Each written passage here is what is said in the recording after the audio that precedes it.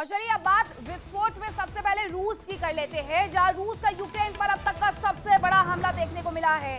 Glide bomb से कई इमारतों को नुकसान पहुंचाया गया है और इतना ही नहीं, ज़ेपोरिज़िया में हुइलपोले में बड़ा अटैक भी किया गया है। Tornado S multi launch rocket system से यह हमला किया गया है।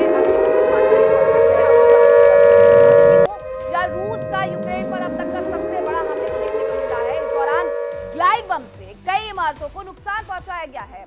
ज़ेपोरिज़िया में भी हुइलपोले में बड़ा अटैक किया गया और tornado S multi launch rocket system से यह हमला किया गया है, जिसकी तस्वीरें भी निकल करके सामने आई है कि किस तरीके से यह हमला किया गया। और उस हमले के बाद देखिए किस तरीके से यहाँ पर आपको सिर्फ और सिर्फ धमाके दिखाई देंगे, आग की लपटें दिखाई देंगी। धमाके के बाद जो गुबार है, धूल का, धुएं का, वो नजर आएगा। और बताया ये जा रहा है कि ये tornado S multi launch rocket system है जिससे हमला किया गया है। कहां पर यह हमला किया गया है और रूस का ये यूक्रेन पर जो बड़ा हमला है वो किससे किया गया है, एक बार फिर से समझिए। ये ग्लाइड बम है जिससे ये सबसे ज्यादा नुकसान पहुंचाया गया है और इमारतों को इसकी वजह से सबसे ज्यादा नुकसान पहुंचा हुआ है। ये विस्फोट की जो आप तस्वीरें देख रहे हैं ये बता रही है कि कितने बड़े स्तर पर ये नुकसान किया गया है। अब एक और जानकारी आ रही है वो भी आपको बता देते हैं। अब ये खबर आ रही है कि यूक्रेनी सेना का रूस पर बड़ा अटैक देखने को मिला है। यूक्रेनी सेना का जो रूस पर बड़ा अटैक देखने को मिला है वो कहां पर देखने को मिला है वो मैं आपको बता देती हूँ। यूक्रेन की सेना ने क्रीमिया ब्रिज और कई इलाकों में यह हमला किया है। निचले इलाके हैं उन पर हमला किया, यह बताया जा रहा है। नेपच्यून मिसाइल और कामिकाजी ड्रोन से अटैक किया गया है। कामिकाजी ड्रोन से जब अटैक किया गया है तो उसके बाद क्रीमिया की जो तस्वीर है वो बदल के रख दी गई है और ये तस्वीरें बार बार इसी तरीके से सामने आती रहती हैं कि वहां पर जो अटैक होता है उसके बाद एक बड़ा नुकसान किया जाता है। अब ये बड़ा नुकसान यहाँ पर कर दिया गया है। अब दो जानकारियां हैं। पहली खबर ये है कि रूस ने अटैक किया है यूक्रेन पर, ज़ेपोरिज़िया पर, और वहां पर एक धमाके की वजह से कई सारी इमारतों को नुकसान पहुंचाया है। तो एक और खबर आ रही है कि क्रीमिया ब्रिज पर यूक्रेनी सेना की तरफ से क्रीमिया ब्रिज पर हमला किया गया है। नेपच्यून मिसाइलों और कामिकाजी ड्रोन से यह अटैक किया गया है, जिसके बाद वहां की भी जो तस्वीर है वो बदली हुई नजर आती है। और चलिए अब बात करते हैं रूस और यूक्रेन युद्ध की, जहां रूस यूक्रेन में जबरदस्त तबाही मचा रहा है। पुतिन की सेना अब एक नई रणनीति के साथ यूक्रेन पर हमले कर रही है ताकि ज़ेलेंस्की को रूस अपनी शर्तों पर झुका सके।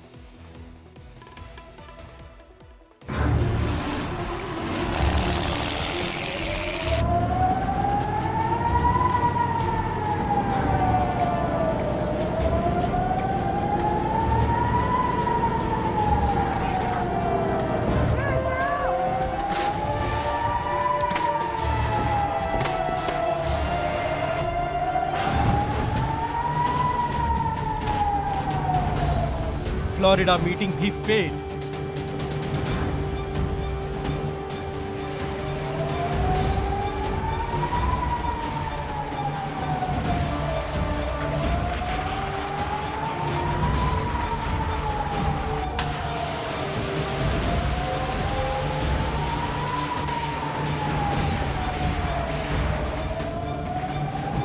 जंग में पुतिन का नया खेल।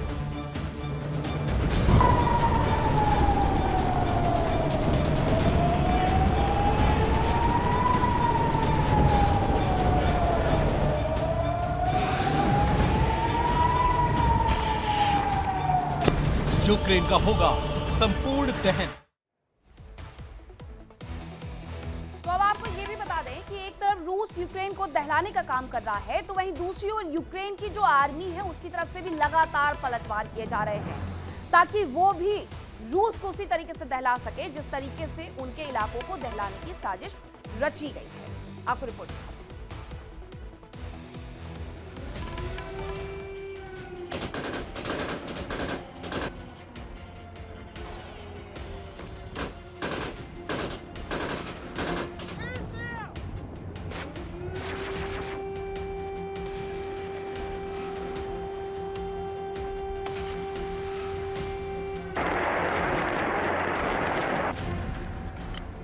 रूस के हमलों के बीच यूक्रेन की आर्मी भी लगातार एक खास मिशन में जुटी है।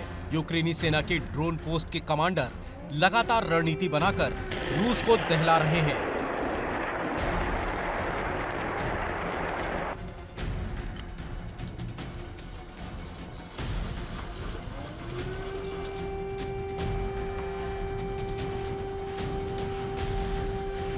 यूक्रेन के ड्रोन अपने टारगेट की ओर क्या निकले, रूस में तबाही का अलार्म बज गया। हर ओर सायरन की आवाजें गूंजने लगी।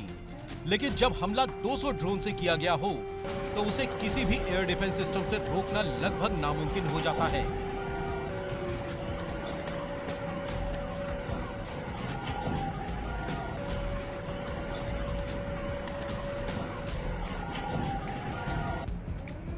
यूक्रेन ने एक बार फिर समारा इलाके को दहलाया।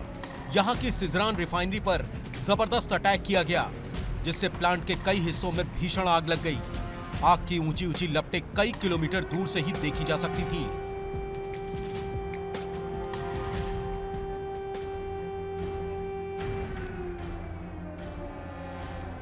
बताया जा रहा है कि सिजरान ऑयल रिफाइनरी की मुख्य प्रोसेसिंग प्लांट में तो आग लगी ही, कई और इलाके भी धधकने लगे।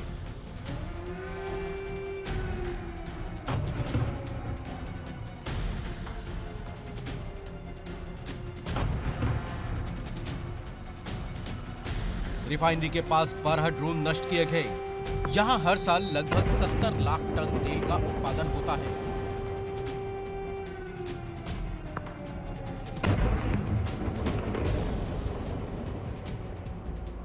इसके अलावा एक बिजली सबस्टेशन पर भी हमला किया गया, जिससे सबस्टेशन को भारी नुकसान हुआ।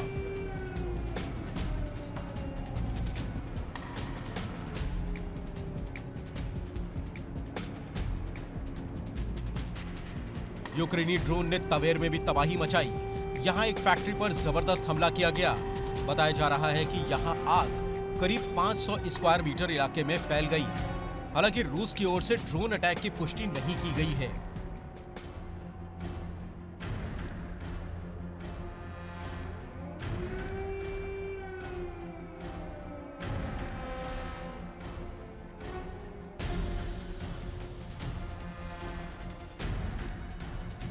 यूक्रेन ने रूस के शहरों के साथ ही फ्रंट लाइन पर भी ताबड़तोड़ हमले किए। डोनेस्क में यूक्रेन ने रूसी सेना पर हमला किया। यहां गैरॉन ड्रोन के गोदाम पर हमला किया गया।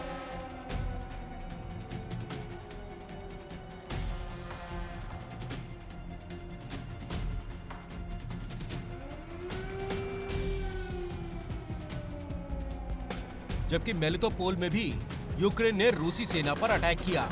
यहां रूस के यूराल ट्रक को भारी नुकसान की खबर है। इस घटना में 4 जवानों के घायल होने की भी खबर है।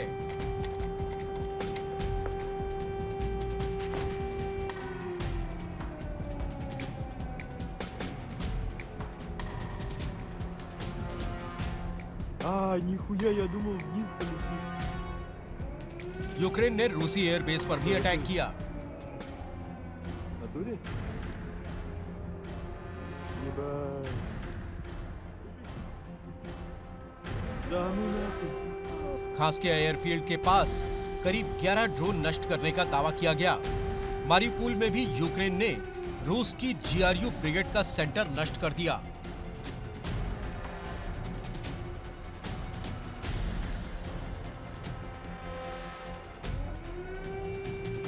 पोक्रोवस्क में भी यूक्रेनी सेना लगातार पलटवार कर रही है। यूक्रेनी सेना की कई टुकड़ियां इस ओर रवाना की गई हैं। बताया जा रहा है कि यूक्रेन को हवित्जर तोपें मिली हैं। खबर है कि ये तोपें एंटी ड्रोन प्रोटेक्शन से लैस हैं।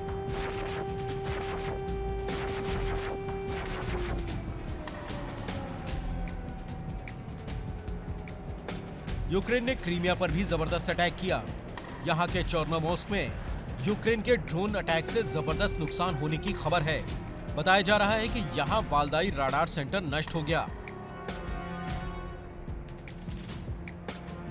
यूक्रेन की सेना ब्रयांस्क एयरपोर्ट पर भी हमले कर रही है।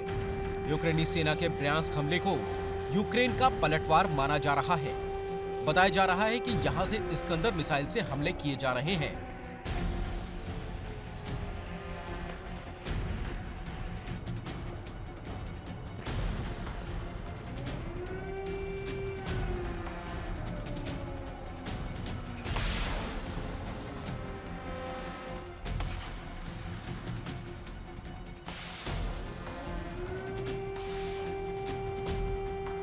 यहां पर इस्कंदर मिसाइल का लॉन्चर भी है, साथ ही इस्कंदर का स्टॉक भी है। यूक्रेन की सेना पोक्रोवस्क खाली कराने की कोशिशों में है। लेकिन अभी तक उसे कामयाबी नहीं मिली है।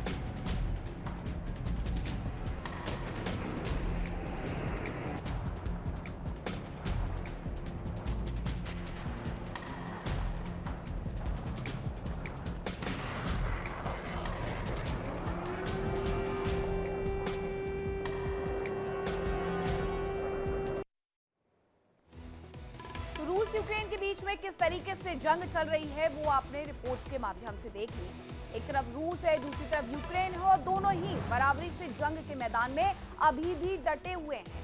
लेकिन ये भी सच है कि शांति वार्ता की कोशिश की जा रही है, लेकिन क्या इसका कोई नतीजा निकलेगा, इस पर सबसे बड़ा सवाल खड़ा है।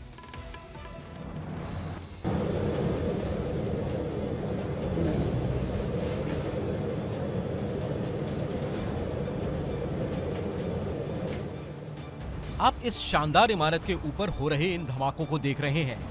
ये कोई मामूली इमारत नहीं है, बल्कि रूस के सबसे ताकतवर नेता व्लादिमीर पुतिन का घर है।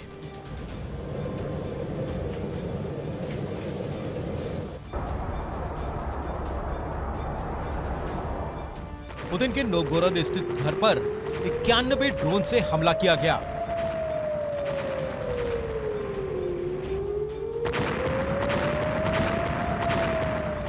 हालांकि रूस की ओर से दावा किया गया कि सभी ड्रोन को एयर डिफेंस सिस्टम ने मार गिराया और पुतिन पूरी तरह सुरक्षित हैं।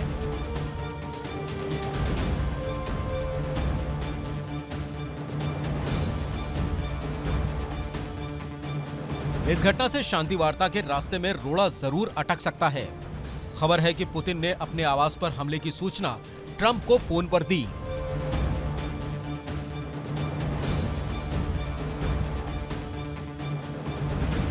ट्रंप भी इस हमले से नाराज हैं। उधर यूक्रेन ने इस हमले में अपना हाथ होने से इनकार किया है। यूक्रेन का दावा है कि उस पर लगे सभी आरोप बेबुनियाद हैं।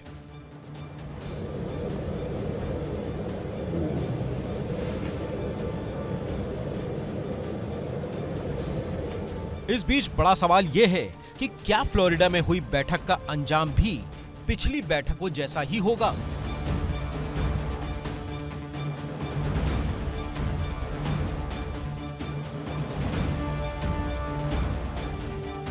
यूक्रेन को सुरक्षा गारंटी समेत कई मुद्दों पर पहले ही सहमति बन चुकी थी। डॉनबास का मुद्दा अभी भी लंबित है। इस पर दोनों पक्षों के बीच कोई सहमति नहीं बन पाई है। कुल मिलाकर एक नया मुद्दा दिखता है कि विवादित क्षेत्रों के लिए जनमत संग्रह या संसद से इस मुद्दे को पास कराने की बात कही गई। हालांकि ट्रंप ने साफ कर दिया कि पुतिन जनमत संग्रह के लिए युद्ध विराम कराने को राजी नहीं है, क्योंकि रूस मान रहा है कि यूक्रेन युद्ध विराम का इस्तेमाल अपनी ताकत बढ़ाने के लिए कर सकता है।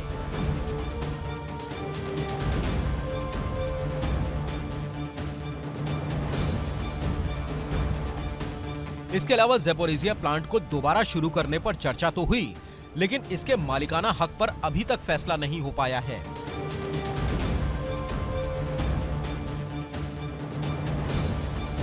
रूस यूक्रेन की ज्यादा से ज्यादा जमीन पर कब्जा करने का प्रयास कर रहा है।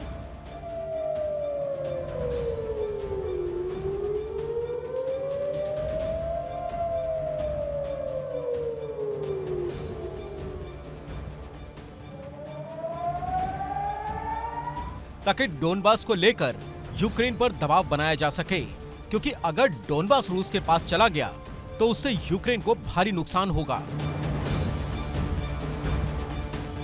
क्योंकि उसके मारिउपोल और कुपियांस्क बंदरगाह रूस के पास चले जाएंगे। यानी एक बात तो साफ है कि ज़ेलेंस्की और पुतिन की जिद की वजह से यह मुद्दा अभी भी बातचीत से सुलझता नहीं दिख रहा है।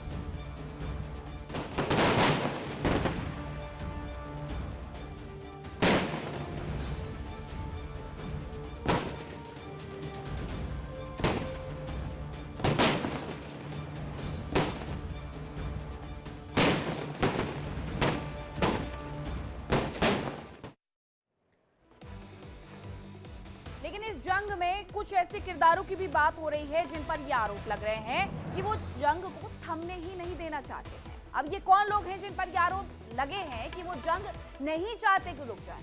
उनका नाम है ट्रंप और पुतिन। बिल्कुल सही सुना आपने, ट्रंप और पुतिन दोनों ही यूरोपीय देशों से नाराज हैं और उसकी खास वजह भी है।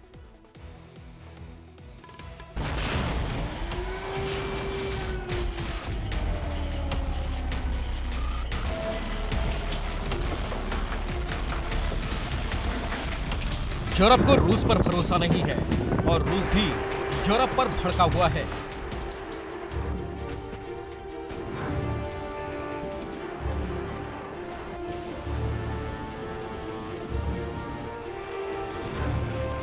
यूरोप रूस को लंबे समय तक जंग में उलझाकर रखना चाहता है और यही वजह है कि यूरोपीय देश लगातार ज़ेलेंस्की को उकसा रहे हैं। इसका फायदा यूरोपीय देशों को ही हो रहा है।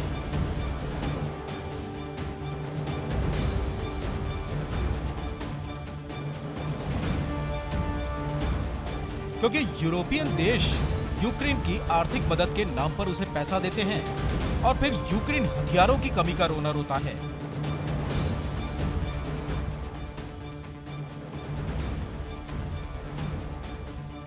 यूक्रेन कर्ज के पैसों से ही यूरोपीय देशों से नए हथियार खरीदता है और ये पैसा घूम फिरकर यूरोपीय देशों के पास ही चला जाता है।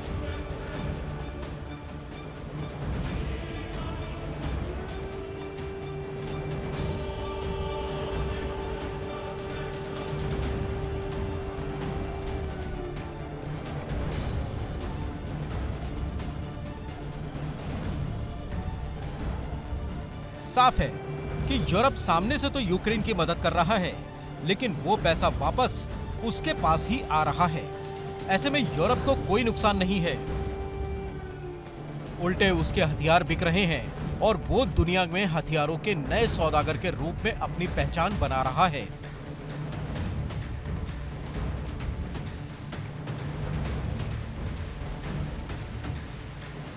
बताया जा रहा है कि ब्रिटेन ने साल 2025 में सबसे ज्यादा हथियार बेचे।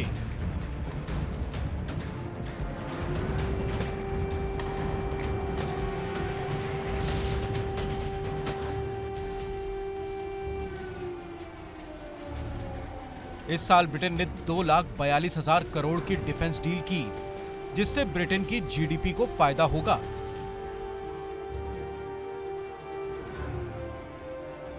उधर यूरोप रूस के खिलाफ एक ड्रोन वॉल बनाने की तैयारी कर रहा है।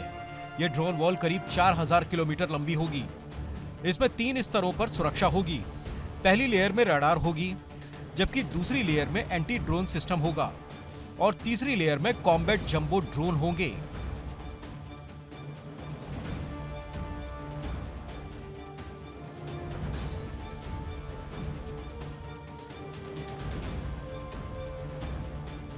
माना जा रहा है कि ये वॉल करीब 2 साल में बनकर तैयार हो जाएगी। यूक्रेन में ड्रोन और कम दूरी की मिसाइलें बना रहा है।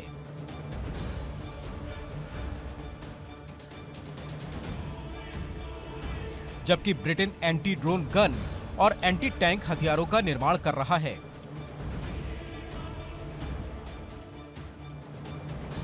उधर फ्रांस फाइटर जेट्स की तैनाती कर रहा है।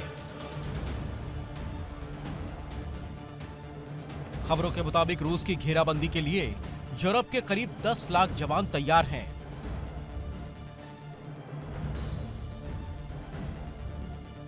दरअसल समझौता नहीं हो पाने की वजह से ट्रंप यूरोप से नाराज है और यही वजह है कि अब वो यूरोप का साथ नहीं देना चाह रहे हैं। पुतिन के घर पर हुए हमले से नाराज ट्रंप यूक्रेन को टॉम हॉक मिसाइलों की सप्लाई भी रोक सकते हैं। हालांकि अमेरिका के गुस्से का अंदाजा यूरोप को पहले से ही है और यही वजह है कि वो रूस को जंग में उलझाकर अपनी तैयारियों को तेज कर रहा है।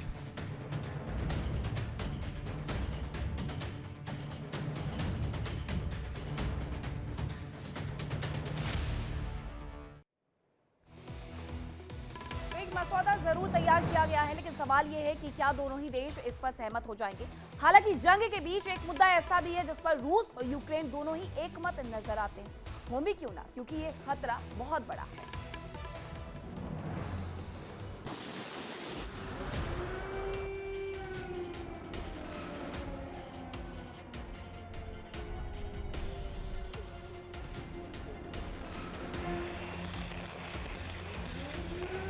यूक्रेन और रूस की जंग के बीच यूरोप एक तबाही के मुहाने पर पहुंच रहा है। एक ऐसी तबाही जो यकीनन फुकुशिमा और चेर्नोबिल से भी बड़ी हो सकती है।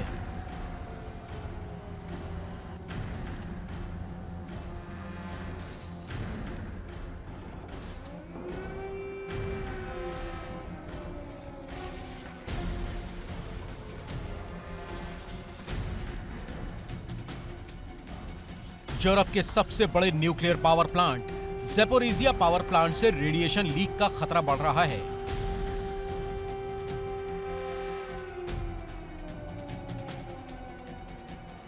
IAEA ने चेतावनी दी है कि ज़ैपोरिज़िया पावर प्लांट में बिजली एक बार और गई तो रेडिएशन लीक हो सकता है।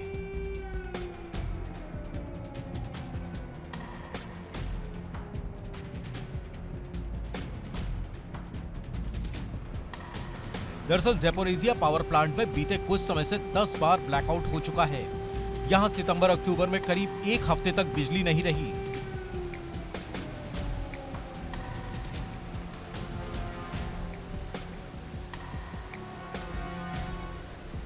ये प्लांट वैसे तो बंद है, लेकिन रिएक्टर को ठंडा रखने के लिए लगातार कूलिंग सिस्टम को चलाया जा रहा है और इसके लिए बिजली की जरूरत होती है।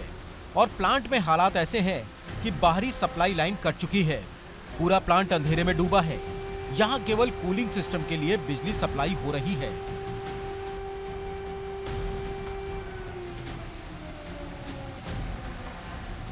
ये खतरा कितना बड़ा है, इसका अंदाजा आप इसी बात से लगा सकते हैं कि रूस ने भी अपने जवानों को प्लांट के आसपास बमबारी नहीं करने के निर्देश दिए हैं। साथ ही प्लांट की व्यवस्थाएं सुधारने की भी कोशिश की जा रही है।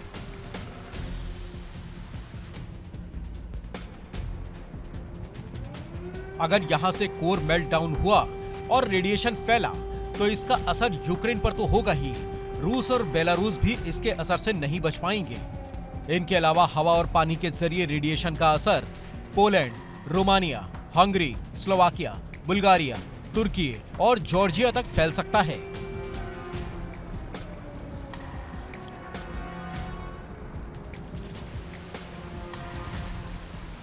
इसके बाद ये रेडिएशन वाला पानी काला सागर से होते हुए और किन किन देशों तक पहुंचेगा, कहना मुश्किल है। Bureau report, India daily.